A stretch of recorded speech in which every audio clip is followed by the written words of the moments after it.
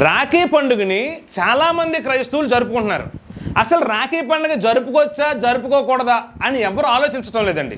ఒకసారి రాఖీ పండుగ చరిత్రలోకి వెళ్తే ఈ 2024 ఆగస్టు 19 వచ్చే రాఖీ పండుగలో ఉదయకాలం 5:53 నుంచి మధ్యాహ్నం 1:32 వరకు భద్రకాలం అన్నది ఉంది. ఆ భద్రకాలంలో రాఖీ కట్టుకోవడం శ్రేయస్కరం కాదట. ఎందుకు అంటే లంకాధిపతి అయిన రావణునికి అతని సోదరి ఆ సమయంలో రాఖీ కట్టిందంట. అదే ఏడాది రాముడు గారి చేతిలో రావణుడు గారు చంపబడ్డారు. ఆ సమయంలో కట్టుకోవడం వల్లే అలా జరిగింది కనుక ఆ సమయంలో కట్టడం శ్రేయస్కరం కాదని నమ్ముతున్నారు. ఈరోజు నేను అడుగుతున్నాను, క్రైస్తవులుగా ఉన్న మనకి వారు దేవుడా, యేసు ప్రభు దేవుడా? వారు హైందవ సహోదరులకు దేవుడు, వారు చేసుకోవచ్చు. నీకు వారు దేవుడు కాదు కదా. నీ దేవుడు ఎవరు?